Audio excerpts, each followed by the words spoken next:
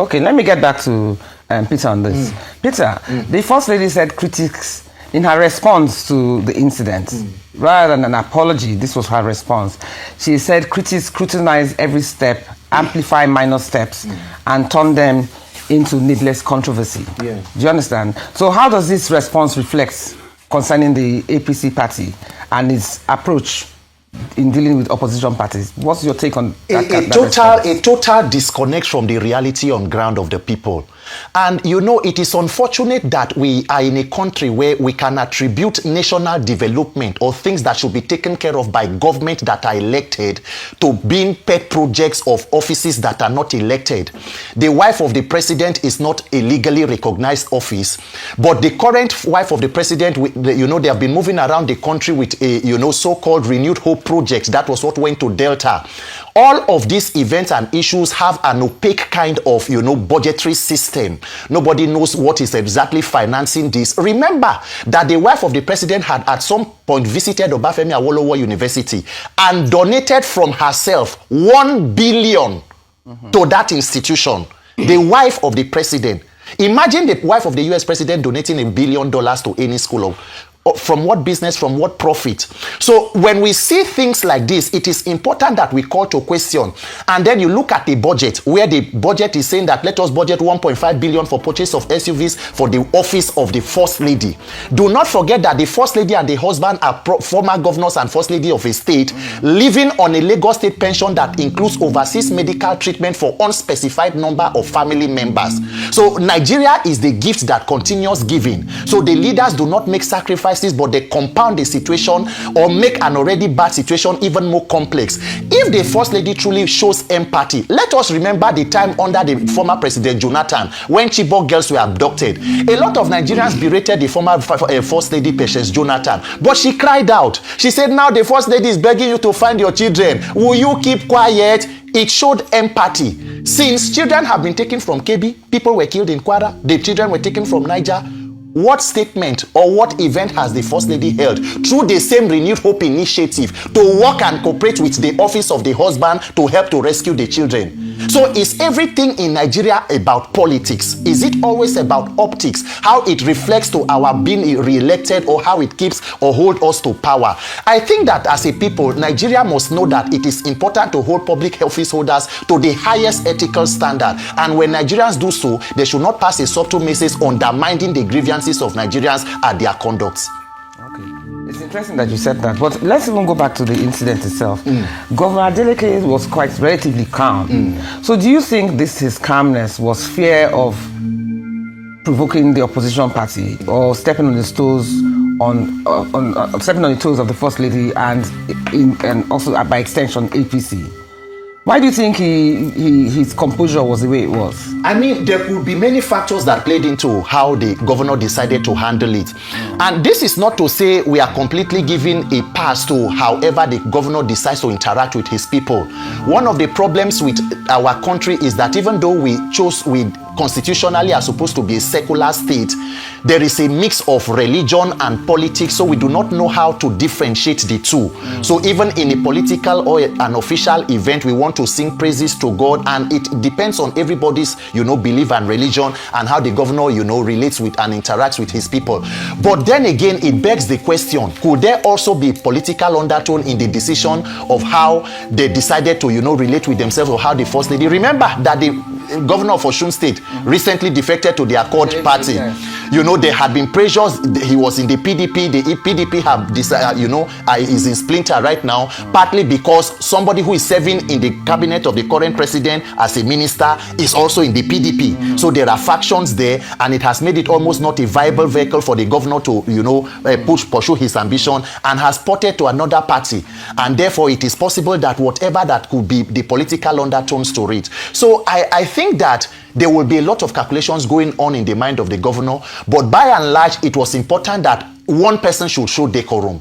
If everybody begins to, I would imagine him responding to say, I would not turn off the mic, or it would have become an exchange between the wife of the president and the governor. So one person had to rise above. One person had to rise above and, become the bigger person. And if the governor is, so be it. The important thing is that Nigerians must not just pay attention to events like this. We must draw it to the general conduct of public office holders whose lives are being run with taxpayer money, there is an expectation that you must live up to, and that must be drawn to the quality of life and governance that they give to the people. Okay, good. It's good that you said that. Can we have Napoleon? I hear Napoleon is in the house now. Can we have him, please? Okay, Napoleon, welcome to. Yes, I'm here. Good morning. Welcome to Perspective. You missed a bit of the conversation, but you can please catch up. Now, let me ask you, concerning this incident that happened between the First Lady and Governor Adeleke, some argue that political affiliation, region, or even religious undertones may have influenced the First Lady's response. Would her reaction have been different if they were from the same party? Also, could Governor Adeleke's defection to the Accord Party instead of joining APC have shaped the tone of her response? Absolutely not what your interpretation is. It is about the protocol. The woman in question is not just Remi Tinubu. She represented and still represents the first family.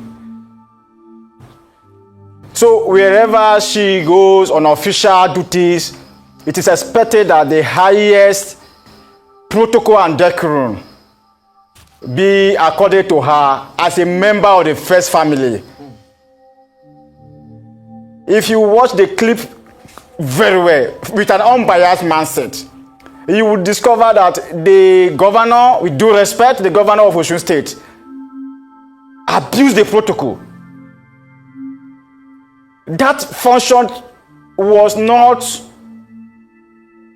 a special number function wherein an individual will be expected to sing praises. But the governor of Osun State, being who he is, he abused that protocol. He threw caution to the world. The first family, you would know, is a very busy person. I am sure there were other series of engagements booked in for that day. Being a governor, you should be familiar with the timing and the scheduling. When it is time to dance, you dance. And when it is time for a serious business, you do a serious business and leave the stage. We should not read all manner of meanings into what transpired. Yeah, but some would argue there should be a time for dancing and a time for serious business. Yeah, that was what the First Lady was trying to pass across to the governor. This time is not a time for singing. It's not a time for trivialities. Listen, Mr. It's a time for us to dwell on why we are here. Please conclude the business and leave the stage. Yeah, but Mr. Napoleon, some would argue. That is the message. Some would argue that her approach was wrong. Even if what she meant or what she was trying to achieve or the goal she was trying to achieve was right, her approach was wrong. That is what caused this controversy in the first place. Her approach was wrong, and this is why one cannot but ask the question and ask you, which you haven't quite answered. If he was a member of her party, would she have been that aggressive? If Dr. Adeleke was a member of her party, would she have been that aggressive with him? It's the aggression in her approach. The actions that happen has nothing to do with the political affiliation. Whether Adeleke is a member of a APP, APC, or Accord, or whatever it is, the central message should not be lost on us. Okay, well, as a governor, you listen to the message, and the message must not come from the lips alone. Before the First Lady stood up from her seat, her body language suggested that her time was unduly being wasted. You could see the facial expression. If the governor was truly a man of protocol, he should be able to read the body language of the First Lady, her facial expression, to say, oh, come on, Governor, you are deviating.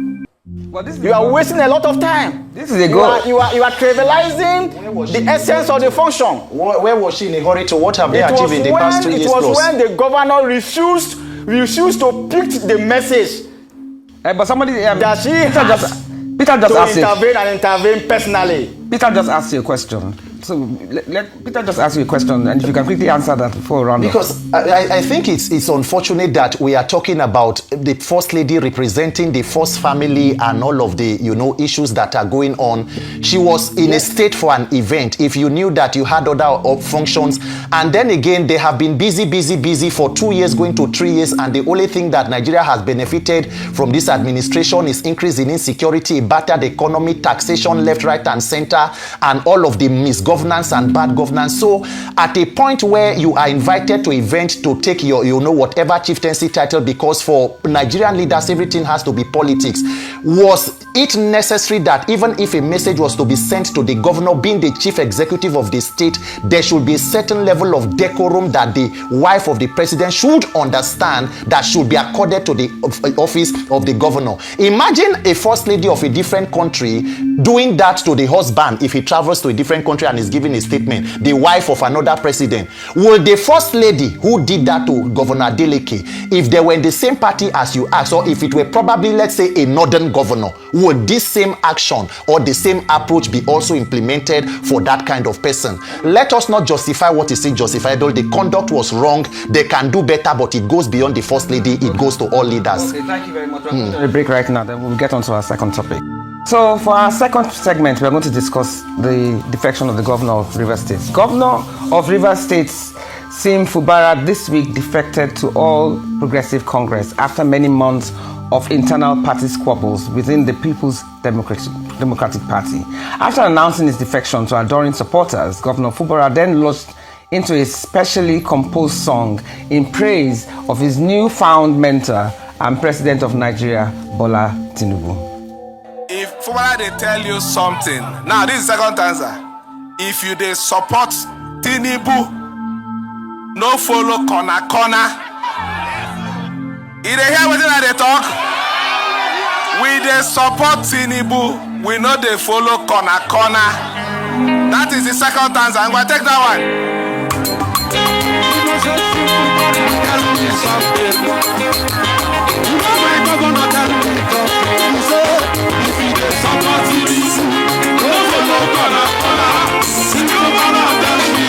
Everybody sing now.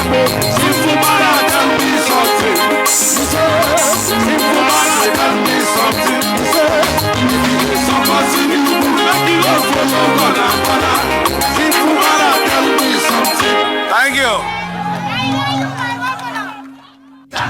Peter, question one.